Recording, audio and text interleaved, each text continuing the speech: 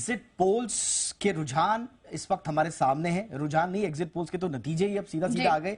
जी news और मेट्राइज का जो सर्वे है एग्जिट पोल, वो ये कहता है कि कांग्रेस फिलहाल कर्नाटक में सबसे बड़ी पार्टी बनकर उभरती हुई नजर आ रही है। जी हां, एक्सपेक्टेशंस कुछ और थी, बीजेपी ने बड़ी ताकत झोंकी, लेकिन ऐसा लग रहा है कि बजरंगबली की कृपा थोड़ी कम रह गई बीजेपी के ऊपर। बीजेपी कितनी सीटों पर सिमट रही है, आपको ग्राफिक्स के जरिए बताते हैं कि कितनी कितनी सीटें किस किस के खाते में जाती हुई नजर आ रही हैं। बीजेपी 79 to 94 तक सिमटती हुई नजर आ रही है।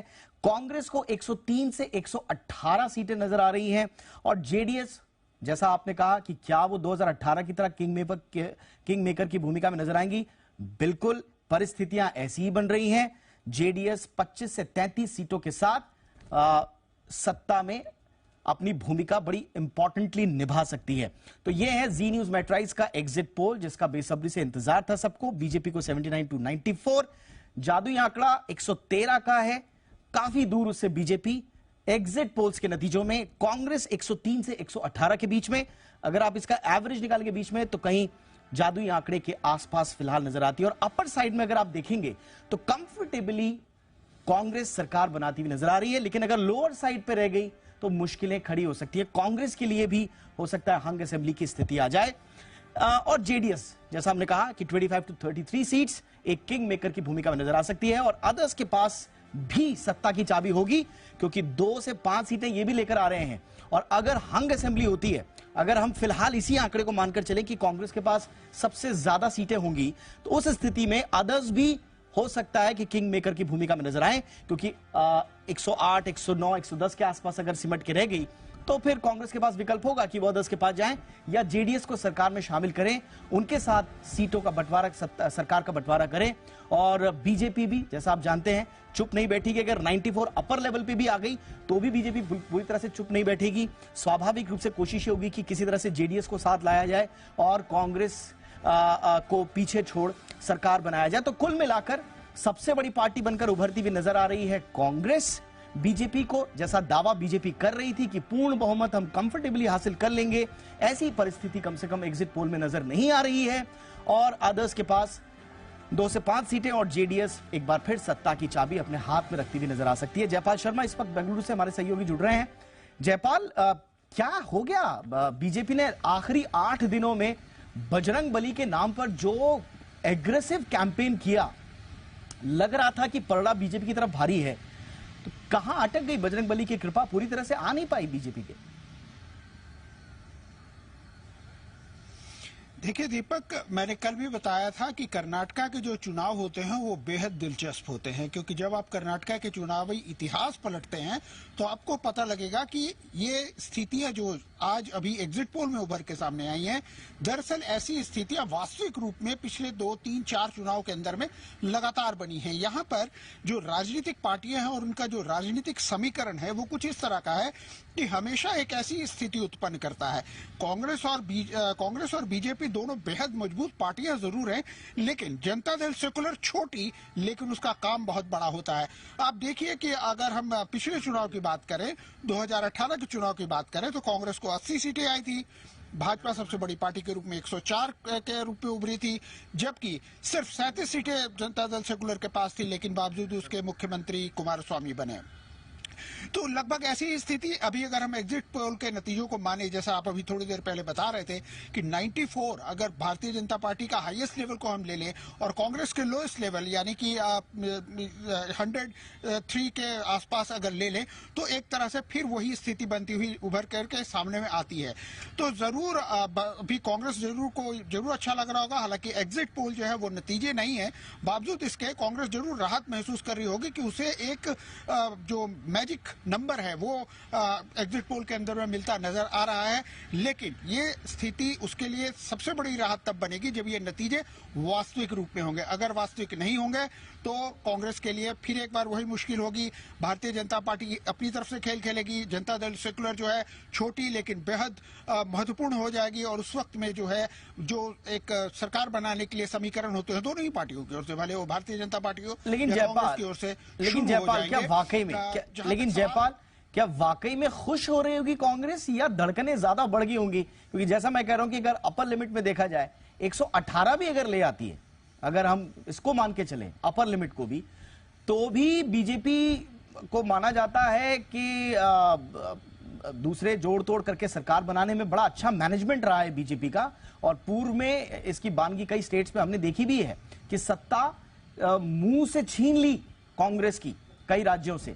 तो क्या कांग्रेस बहुत ज्यादा कंफर्टेबल स्थिति में, अभी खुश होने की स्थिति में होगी, या ये सोच रही होगी कि इसके बाद और मजबूती कैसे दी जाए? और अगर 113 से नीचे कहीं सिमट गए तब तो खैर स्वाभाविक रूप से चिंताएं बहुत ज्यादा होंगी, लेकिन 118 में भी क्या इतना कंफर्टेबली रह पाएगी नतीजों से पहले तक कांग्रेस?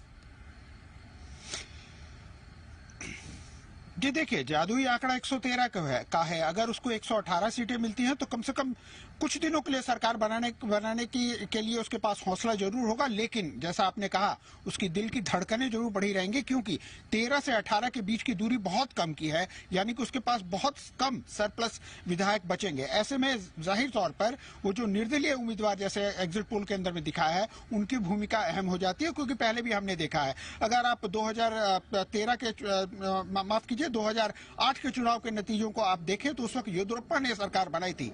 येदियुरप्पा की सरकार बनी थी, लेकिन उसके पास 3 नंबर कम थे, यानी कि उसके पास कुल आंकड़ा 110 का आया था, 3 विधायक कम थे। उस वक्त में निर्दलीय विधायक बेहद अहम हो गए थे। येदियुरप्पा ने पहले उन 3 निर्दलीय विधायकों का समर्थन लिया, सरकार बनाई, और उसके बाद येदियुरप्पा के ऊपर में आरोप लगे कि वो उन्होंने ऑपरेशन कमला चलाया। ऑपरेशन कमल को चलाते हुए ऐसा कहा जाता है कि उस वक्त में भारतीय जनता पार्टी ने अपनी संख्या को 120 के आसपास ले आए थे। जो स्थिति आज अभी आप चर्चा कर रहे हैं, अगर ये कांग्रेस की होती है तो वैसी ही स्थिति उस समय भारतीय जनता पार्टी की थी। लेकिन धीरे धीरे जो है उन्होंने अपने आंकड़े को बढ़ा लिया था, 120 के आसपास ले आए थे। यही वजह है कि जब भी आपने इन दिनों भले वो कांग्रेस की तरफ से सुना हो या भारतीय जनता पार्टी के नेताओं की तरफ से सुना हो, वो जो अपनी ओर से आंकड़े बताते हैं तो वो बताते हैं हम 130 जीत रहे हैं, हम 140 जीत रहे हैं, क्योंकि इससे नीचे कंफर्टेबल स्थिति दोनों के लिए ही नहीं है। जी दीपक। एब्सोल्युटली, एग्जिट पोल्स हैं, उनके नतीजे हैं, अभी वास्तविक नतीजे तो 13 तारीख को ही पता लगेंगे, लेकिन कम से कम एक ठहर कर एक विश्लेषण करने का मौका जरूर मिलता है प्रदेश की राजनीति का। और इस विश्लेषण में देवेगौड़ा फैक्टर, यशपाल हमें जरा समझाएं, ये देवेगौड़ा फैक्टर कितना इंपॉर्टेंट होगा? जैसा पार्टी एक्सपेक्ट कर रही थी कि ट्रम्प कार्ड जेडीएस के पास ही होगा, एग्जिट पोल्स में भी ऐसा ही लग रहा है कि एक ट्रम्प कार्ड फिलहाल जेडीएस ही है। और जो जेडीएस की 60 सीटें जिन पे बहुत ज्यादा वर्चस्व रहा है जेडीएस का, वहां पर बीजेपी और कांग्रेस दोनों ने बड़ी ताकत झोंकी थी कि इनको कोई मौका नहीं देना है। तो ऐसे में अगर सरकार बनाने की बारी आई तो देवेगौड़ा या जेडीएस, कुमारस्वामी किस तरफ जा सकते हैं, कहां ज्यादा कंफर्टेबल होंगे रीसेंट पास्ट के जो पॉलिटिकल सिचुएशंस हैं उसके हिसाब से? जी देखिए, जेडीएस की जहां तक बात करें तो उससे पहले हम थोड़ा कर्नाटक के जातीय समीकरण को समझ लें तो लिंगायत वोट जो है परंपरागत रूप से माना जाता है कि वो भारतीय जनता पार्टी के साथ जाते हैं। हालांकि वोकालिगा वोट जो है उसके बारे में कहा, वो जो वोट हैं वो या तो जेडीएस के पास जाते हैं या वो कांग्रेस के पास जाते हैं। वोकालिगा समाज की बात करें तो देवेगौड़ा जो है वो उसके सर्वमान्य नेता हैं, लेकिन सिर्फ एक रीजन में, यानी मैसूर कर्नाटका का जो रीजन है उस इलाके के अंदर में ये वोट जो है जनता दल सेकुलर को या यूं कहें कि देवेगौड़ा के पक्ष में जाते हैं। लेकिन रेस्ट ऑफ द कर्नाटका के अंदर में ये वोट जो है बढ़ जाते हैं, या तो जेडीएस में जाते हैं या कांग्रेस के अंदर में जाते हैं। यही वजह है कि एक इतनी दिनों की पुरानी पार्टी होने के बावजूद इनके पास जो सीटों का नंबर रहता है वो 30, 35, 40 के अंदर में ही ये नंबर में आता है।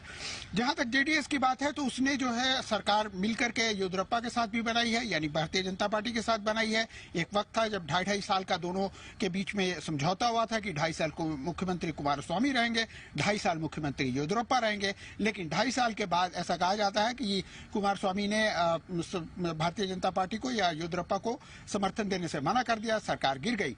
उसके बाद येदियुरप्पा जब चुनाव लड़े तो सिंपैथी वोट के आधार पर उनको इतनी सीटें, कम से कम 110 सीटें मिली, 3 का शॉर्ट नंबर था, उन्होंने निर्दलीय विधायकों के साथ सरकार बनाई।